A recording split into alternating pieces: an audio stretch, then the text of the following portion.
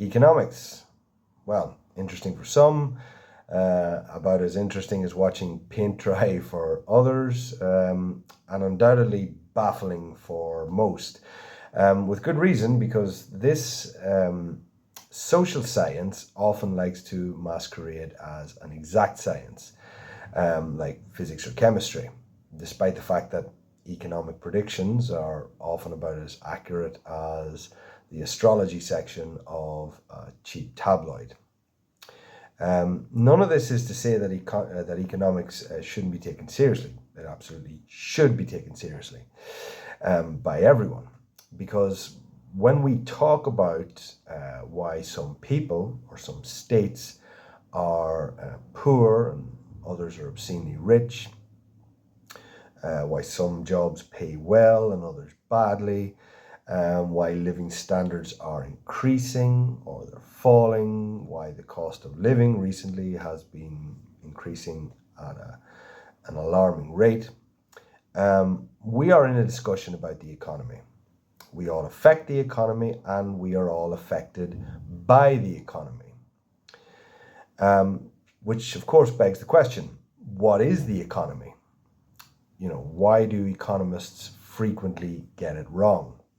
So for this video, I want to help B2 to C2 students just understand the fundamentals of the economy. What makes it grow, for example.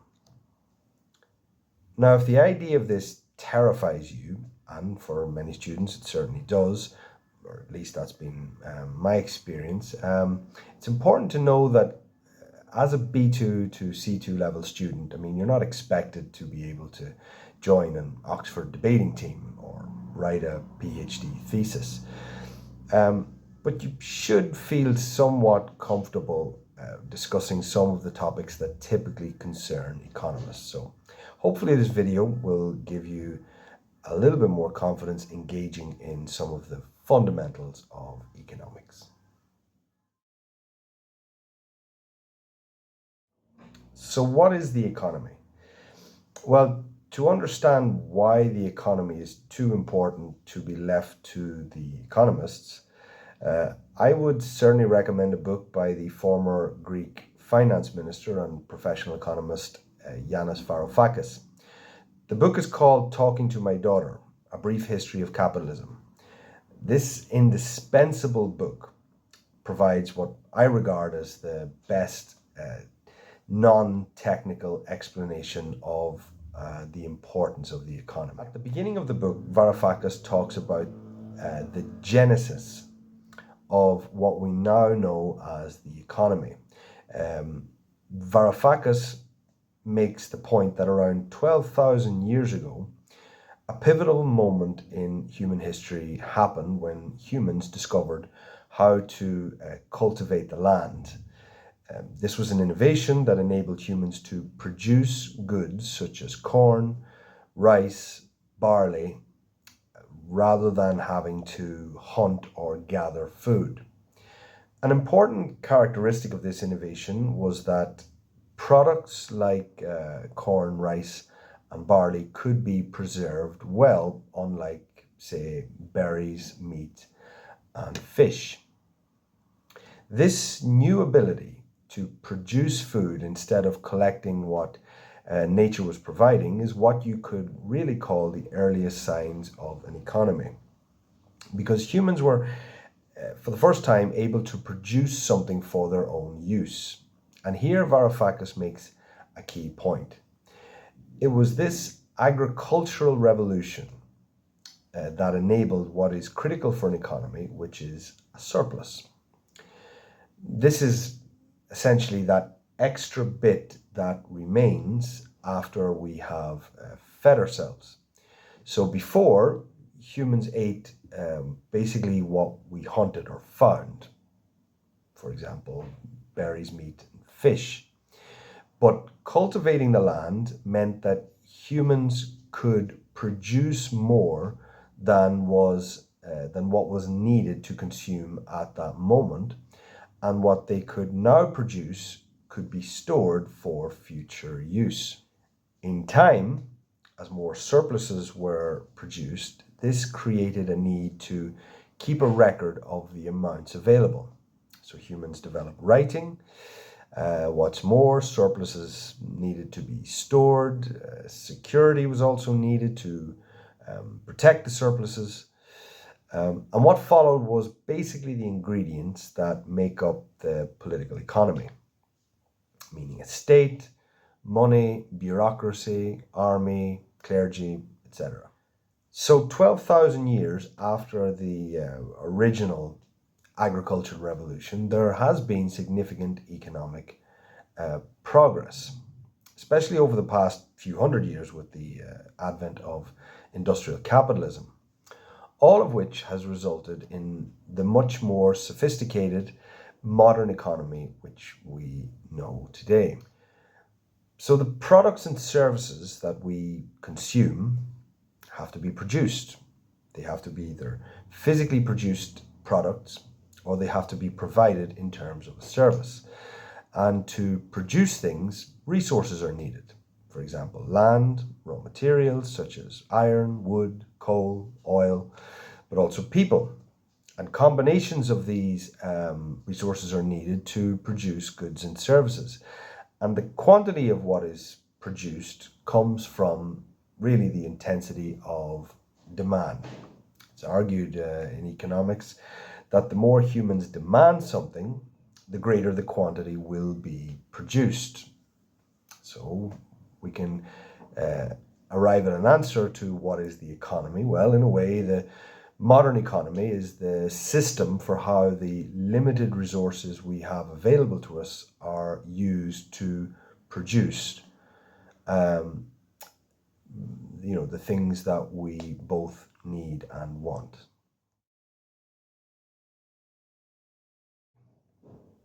So if the development of a new technology leads to a successful process innovation, well, it should result in a significant increase in productivity.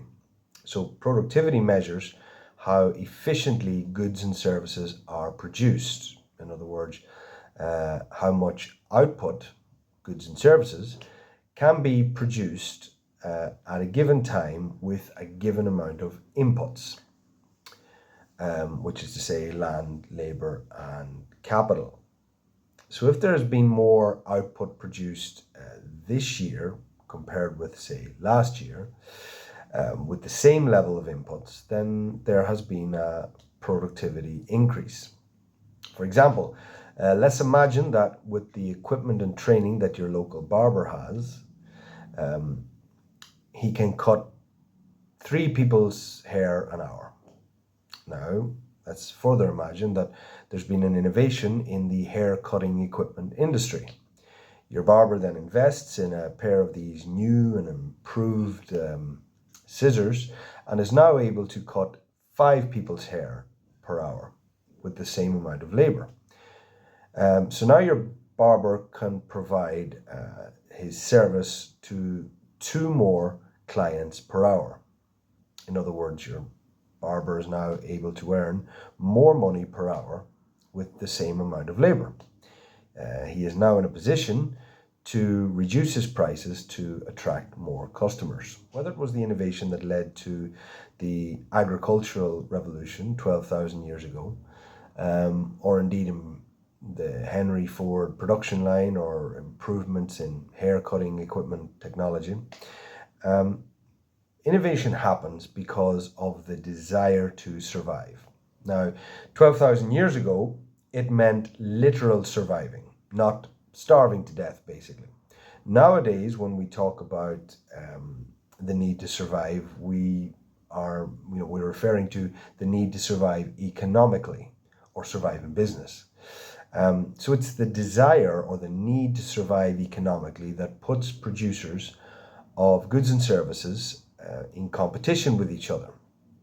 Indeed, as the classical economist Adam Smith observed in his book, The Wealth of Nations, it's not because the producers of goods and services are benevolent people that want to provide everyone with the highest quality products. Rather it's the incentives that economies provide, namely that the producers of the highest valued goods and services will attract the greatest number of customers, therefore earn the highest revenues.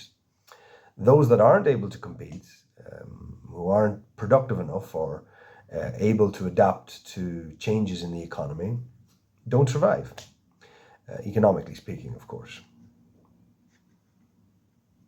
And it is this necessity to not only survive, but to also have a higher quality of life that previous generations enjoyed, is what creates the incentive for new innovations and new ways to improve. For hairdressers and barbers, they are incentivized to master their respective skills, focusing on quality while increasing productivity to attract the highest number of customers. And suppliers of hairdressing equipment are constantly searching for new ways to innovate and improve hairdressing equipment to also attract the highest level of customers, which in this case would be the actual hairdressers and barbers themselves. Therefore, for policymakers and economists, productivity growth is a key economic objective to raise living standards for everyone in society. If there is productivity growth across the economy, this means that costs are reducing, which economists argue enables salary increases. The idea is that constant productivity growth results overall in a richer society. Now, the example of the barber I've described is basically the capitalist model. This is an economic system that is dominated by private production of goods and services. It's also a system where the government plays a substantial role. The exact role of the government in economics has been a key point of debate or contention among different theories of capitalism. The 20th century saw essentially two competing theories, John Maynard Keynes's demand side and the Austrian school's Friedrich von Hayek's supply side economics. Now, this is far from a settled issue, with the debate centered on the extent to which the government should be involved in the economy. Now, this video isn't going to discuss that debate. Maybe in a future video I will, but I would like to highlight a problem of economics which I think is fairly incontrovertible. So if you've been following the previous sections of the video, you might have concluded that the key to economic success is that we as humans want our goods and services provided at the lowest possible price. Therefore, the state should create the optimal conditions which enable producers of goods and services to compete and innovate to produce the highest quality goods and services at the lowest possible price. Indeed, this is a rational position to hold. So when economics developed as an academic discipline, a key objective was to explain how the economy works. And unsurprisingly, economists developed economic models based on the assumption that we are fundamentally rational human beings or rational beings. However, the idea that we are rational beings has been challenged in recent years. But I think that the best explanation of this was by the Irish economist David McWilliams, who has written about this in a recent book called Renaissance Nation. Now, in the book, McWilliams makes the point that the economics profession has traditionally modeled human behavior mathematically. But for these models to have any kind of explanatory power or predictability, in other words, then humans must be predictable. However, for this to be the case, then we have to essentially strip humans of those characteristics which make us human, mainly our emotions. So, for example, in economics, we have economics man, or Homo economicus, who is scientific, unemotional, extremely calculating. He makes decisions by considering all the options in a calm and logical way. Essentially, you might consider the Terminator, for example, without the death, maybe. But anyway, but this, but does this sound like anyone you know? I mean, you might know somebody that's kind of like this, and I certainly know a few people that are sort of like that. But if anything, most people are totally irrational. Humans are suggestible creatures, prone more to persuasion than logical reasoning. For anyone in doubt about this, they need look no further than the advertising industry. Humans smoke cigarettes, do extreme sports, gamble, take obscene risks, have another child because the last one slept so well. We are extremely emotional. We make decisions that we regret. We regret decisions that we make.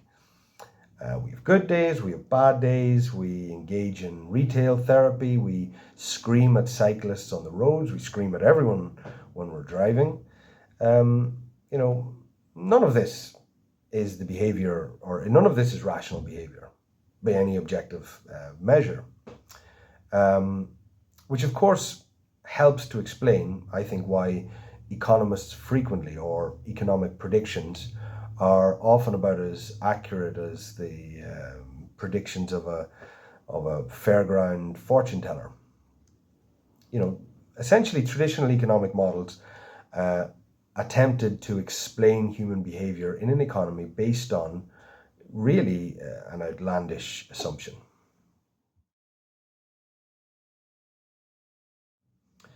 The problem for the traditional economics profession is that if humans truly were cold, calculating, rational beings, then it is unlikely that they would innovate, because innovating or trying something new is risky.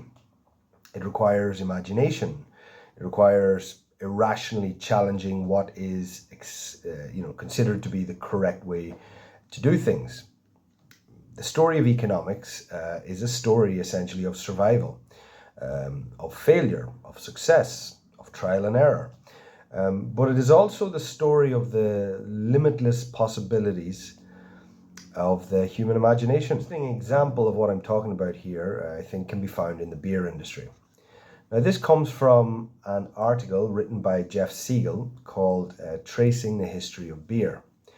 And in the article, Mr. Siegel points out that in the early 1980s, the beer market in the United States was dominated by a few national companies, and the 10 largest controlled 93% of the market. The product was essentially flavorless, homogenized beer, yellow with suds and bubbles. Flavorless, just flavorless beer. Nothing, and indistinguishable from one major company to the next. However, in 1978, President Jimmy Carter signed a bill which legalized homebrewing. This enabled many people to experiment with brewing beer at home. And what they were experimenting with was, surprise, flavor. In a short period of time, there were thousands of home brewers across, mainly I think in the Pacific, in the sort of the western states of the United States. And they were engaged in this experiment while at the same time, these beer enthusiasts were traveling to Europe, and they brought back to the United States with them like a greater awareness of sort of, Belgian and German beer styles. But a key point that Siegel made in this article is that throughout this period, and indeed into the present, craft brewers, is that the brewers themselves, these independent brewers, They were talking to and learning from each other.